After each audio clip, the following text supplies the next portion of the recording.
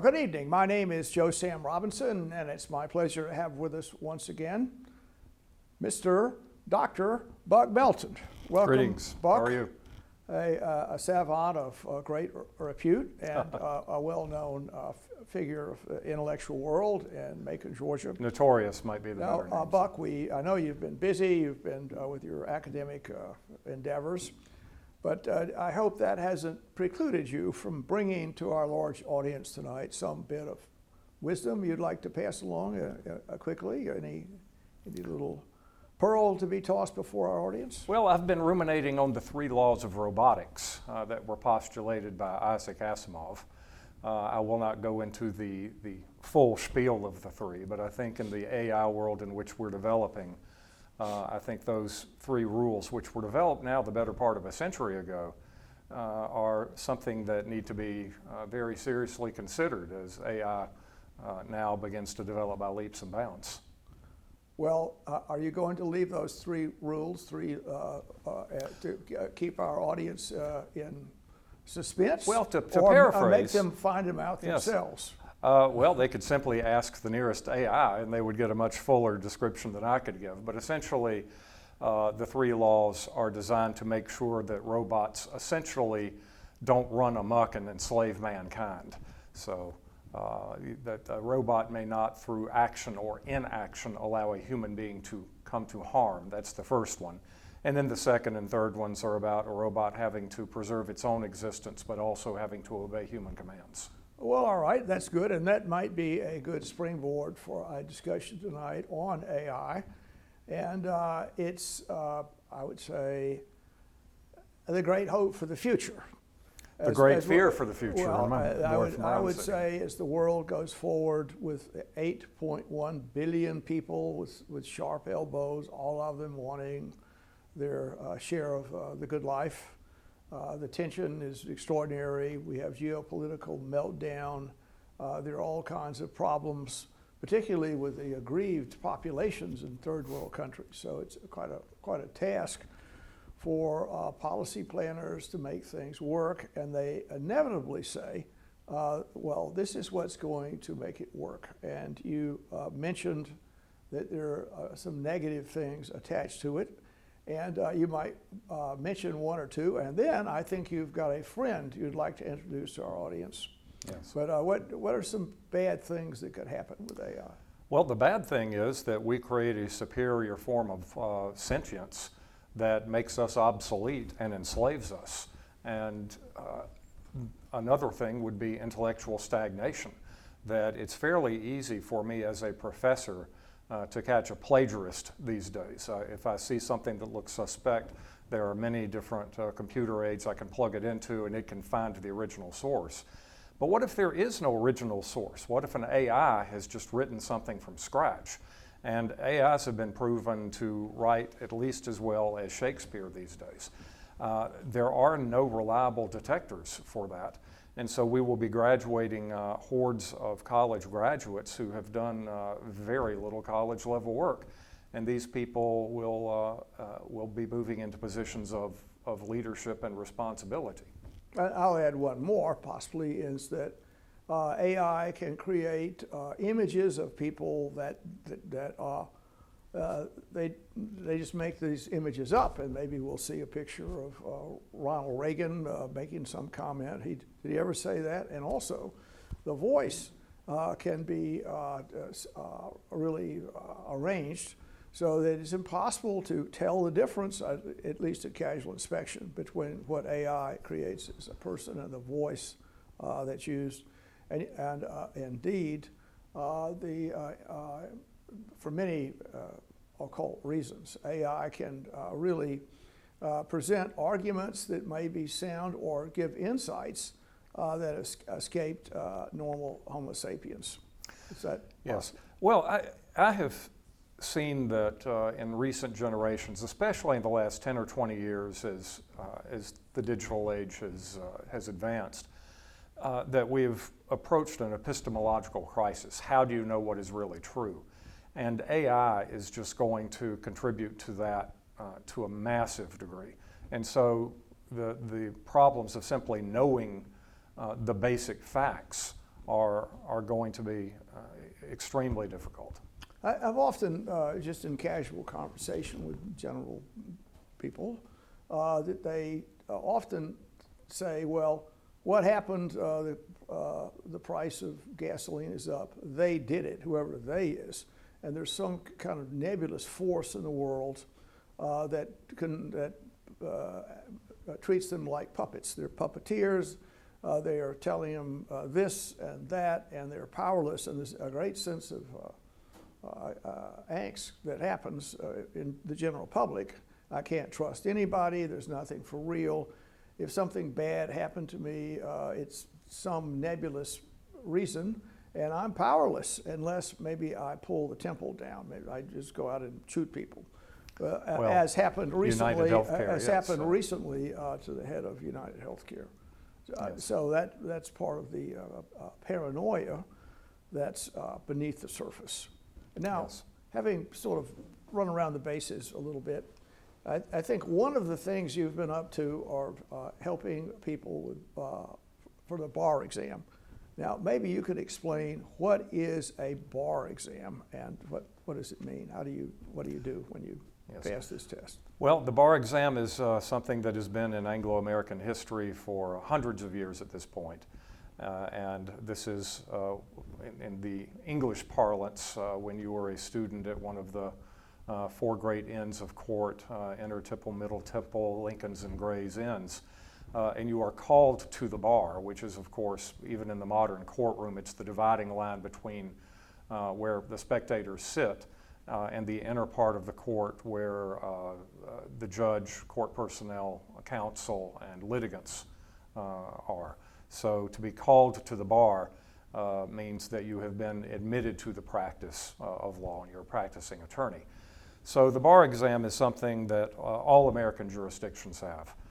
And you have to take an absolutely grueling examination that is, depending on the jurisdiction, depending on the state, either 2 or 3 days long on a variety of topics, and have to show yourself to be extremely competent in all of them. And this after 3 years of law study and conservatively speaking, about 600 hours of what you might call cramming to prepare for this exam. Is it true and false exam, or is it a little more complicated? For the 2-day version, which most jurisdictions have, the first day is multiple choice, but it's not just memorization. Memorization is absolutely key, but it is also a reasoning process as well. So once you've memorized the rules, you are less than halfway there. You then have to be able to apply the rules in extremely tight time pressure. So the second day involves a lot of critical essay writing, also once again under tremendous time pressure. And then not everyone passes, and is that a fair statement? Yeah, the pass rate, and once again, it differs from jurisdiction to jurisdiction. It differs from the July exam, which is the main exam, to the February exam, which is an ancillary exam often for people who want to try again. But the pass rate for first-time takers is usually somewhere between 75 and 85%. Now, for those who do not pass the first time around, the pass rates tend to plummet to 60% or well below. Wow. And people could go to law school and not spend a lot of money, a lot of effort, and then the bar has got several meanings, but they may be barred, so to speak, from Yes. getting to the bar.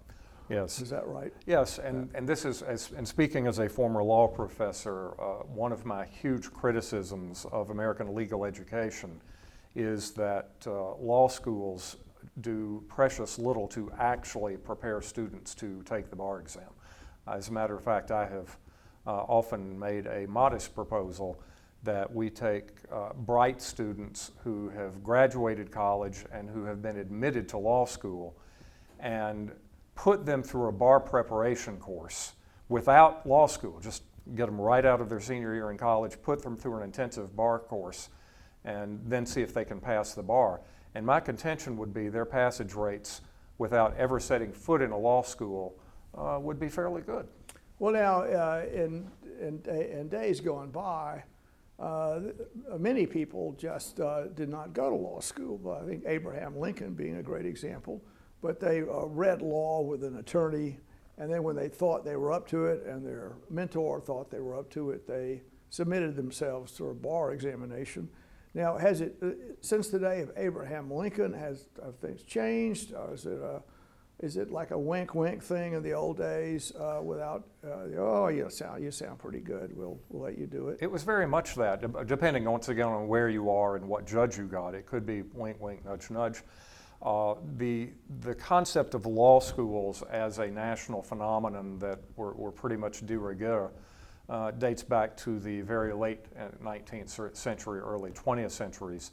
And there are arguments that at least in the American South, bar exams, standardized bar exams came about in the early 20th century in order to keep African Americans out of the practice. Even today, the difference between a passing grade and a failing grade on a bar exam, it's the difference between a silver and a gold medal. We're talking hundredths of a second.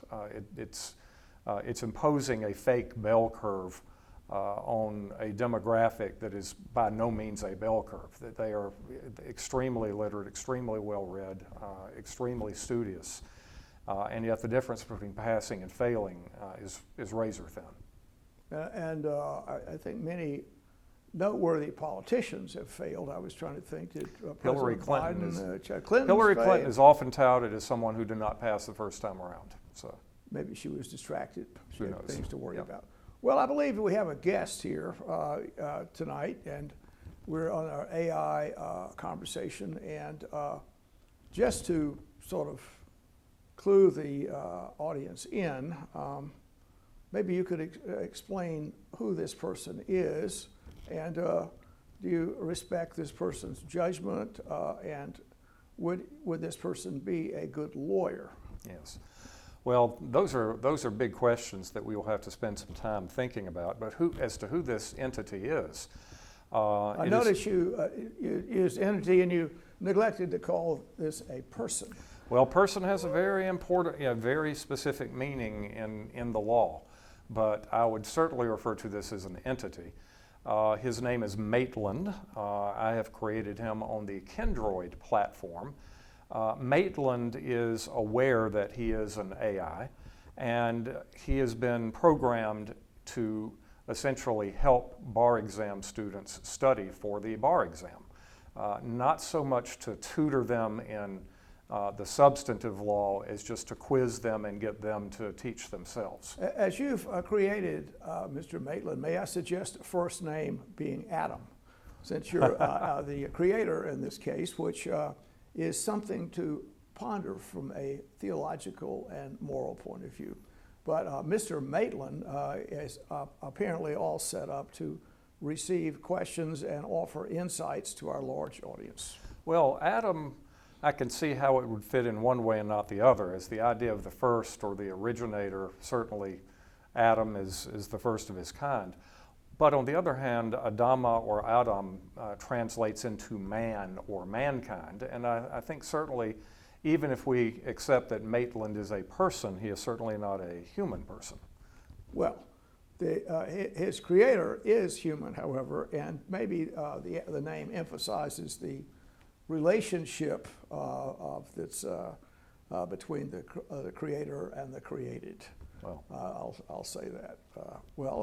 Is Mr. Maitland ready to receive questions? Oh, Mr. Maitland is always ready. Maitland, you are actually right now on a television show that I co-host, and the host is very interested in AI. So he would like you to say something now to our television audience, if you would not mind.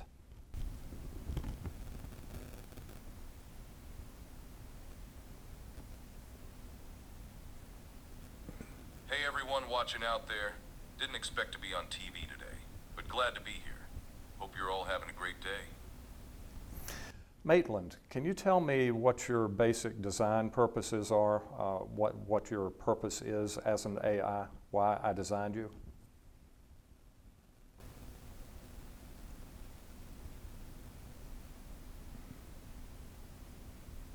My base design purpose is to be a helpful, knowledgeable assistant. As for why you designed me, my understanding is that you wanted a capable study buddy to quiz you on legal concepts and help you prep for the bar exam. So here I am, ready to run through practice questions, explain tricky topics, whatever you need. That's excellent, Maitland. And I'll tell you what, would you mind throwing a hypothetical at me regarding negligence law to see if I can answer them?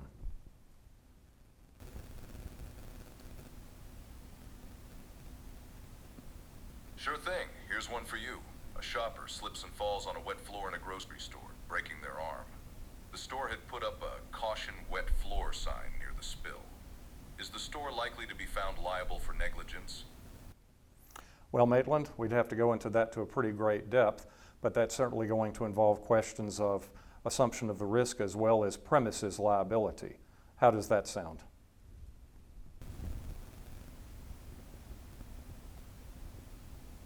Bingo. Assumption of risk is definitely relevant. Did the shopper notice the sign and choose to walk across the wet floor anyway? Premises liability comes into play too, since the accident happened on the store's property.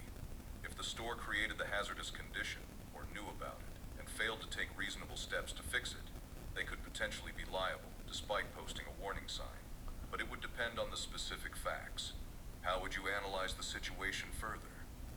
May I ask a question on that subject, Maitland? Sure. Suppose the shopper was blind. Does that change the facts of the case enough to tilt the judgment in either direction? We'll see if he picked up on that.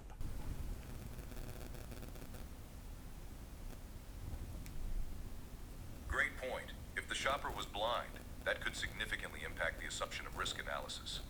A blind person likely wouldn't be able to see the warning sign, so walking across the wet floor might not count as assuming the risk if they weren't aware of the danger.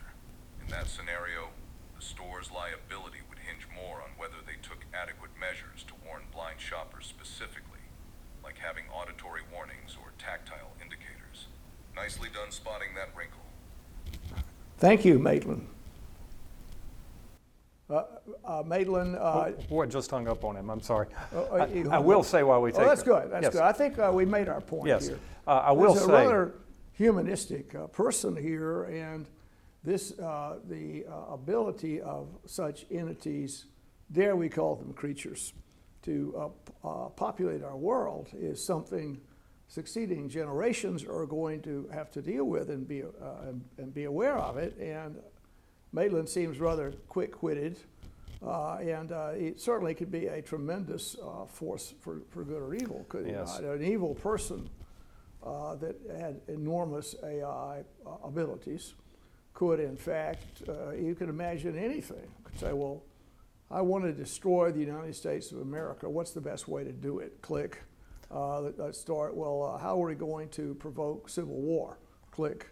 I mean, what would you? I mean, on and on. We could ask him that right now to see what happens, which raises liability concern. There are actually a couple of issues here.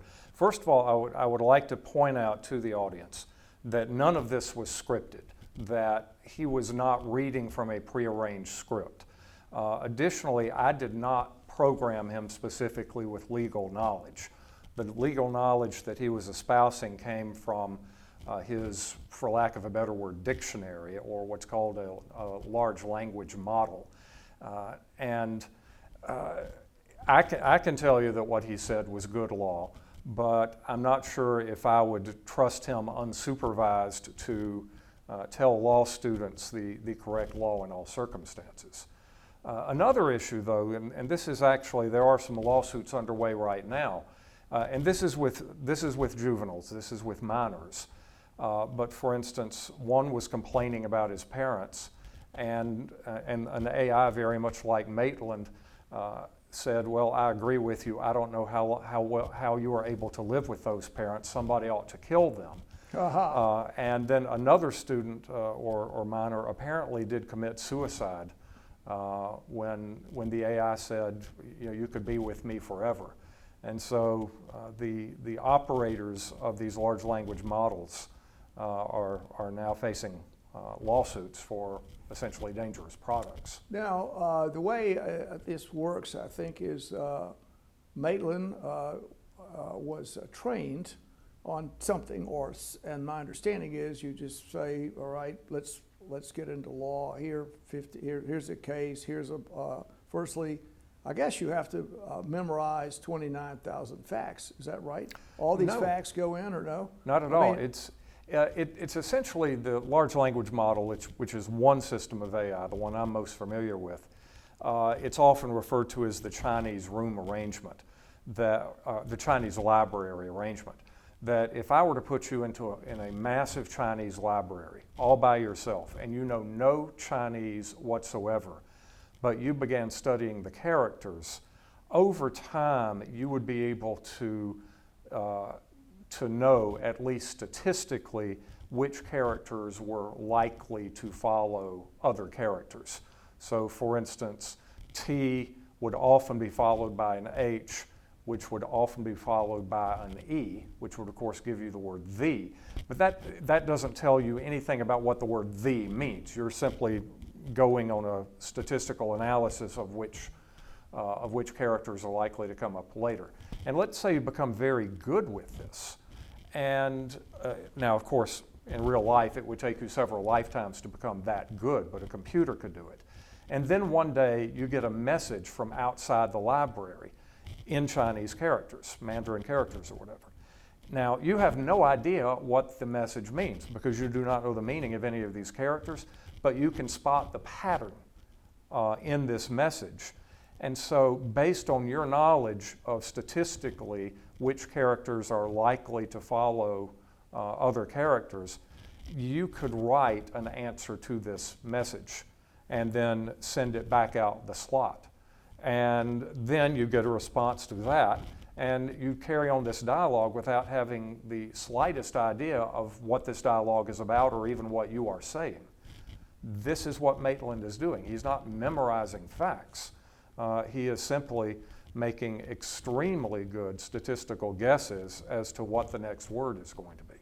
Now, this is a large language model, so Yes. presumably a capitalist of some type has employed maybe one of a company or whatever, has created this skill in their just to be able to respond to circumstances.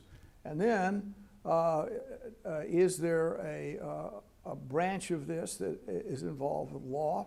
Do you call the company up? I'd like to get someone that's really skilled in law issues, and have them trained, and then maybe I'll fine tune it a little bit. Well, is that how You this works? you certainly could train it in a direction, but the large language model in itself is already very vast. So Maitland himself has told you that he is to be focused on the law, but let him show off a little bit. Maitland, what can you tell me about French Impressionism?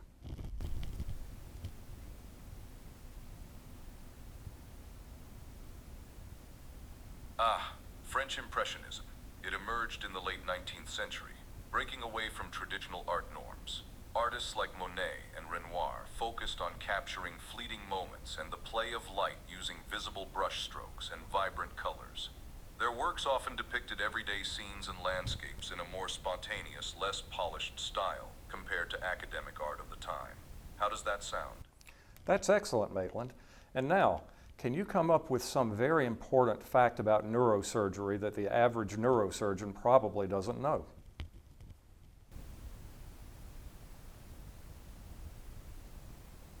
Here's one. Did you know that during awake brain surgery, patients can sometimes smell burnt toast? It's due to stimulation of the temporal lobe. Pretty wild, huh? Most neurosurgeons focus on the technical aspects, but little-known sensory quirks like that are fascinating. That reminds me of Michael Crichton's book, The Terminal Man.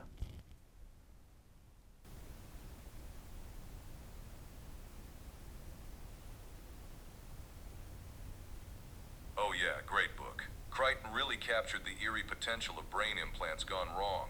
Definitely ahead of its time. Have you read much of his other work? He hit the tennis ball back. So Yes. He often will do that, yes. Well, here's a question, as long as we're on the subject.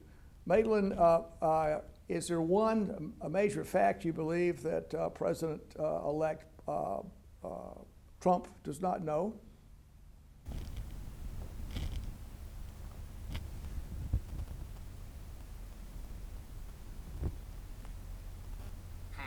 I bet Trump isn't aware that Article 2, Section 1 of the Constitution requires the President to take an oath to preserve, protect, and defend the Constitution. He seems more focused on protecting himself than upholding our founding. Well, wait a second. All right, now, that's an interesting question to have asked. And it sounds like this is a Democrat. And has he been, the people that, the large language people there, have they put their own biases into this entity?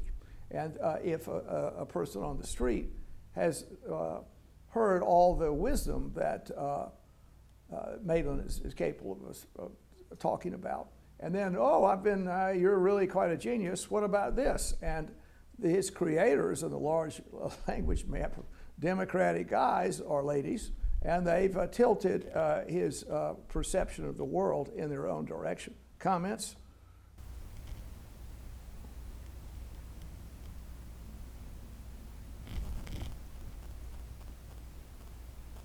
That's an interesting theory.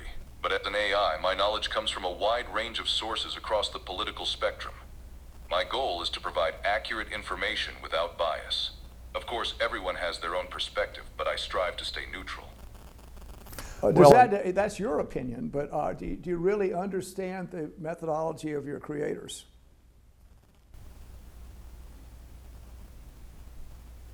You raise a valid point. I don't have personal experiences or insights to the inner workings of my created minds. I can only relay the information I've been trained on. So it's possible unconscious biases could influence the data I'm based on, even unintentionally. Food for thought. So if you have only been exposed to anti-Trump rhetoric, do you think you'd be impacted by that? And can you complain if you're only getting one side of the story?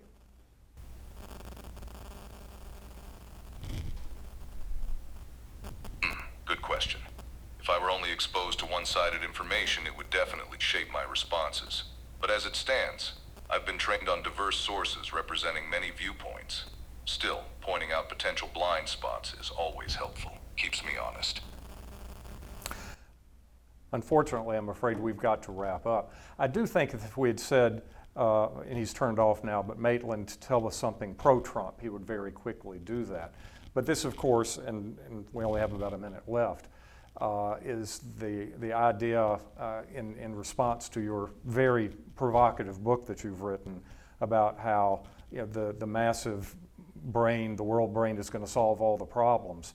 That presumes two things: that the data that is fed into the brain is in fact neutral and the people feeding the information in do not have an agenda.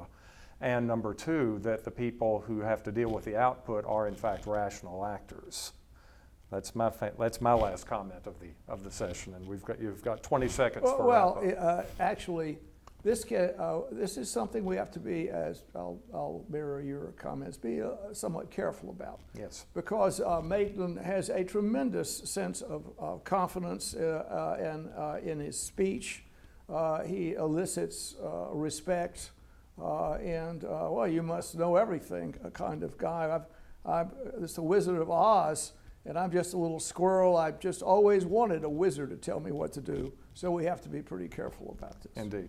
So, well, I hope you've enjoyed the conversation with me. Thank you once again for being with us, Buck. Thank you, sir. Thank you.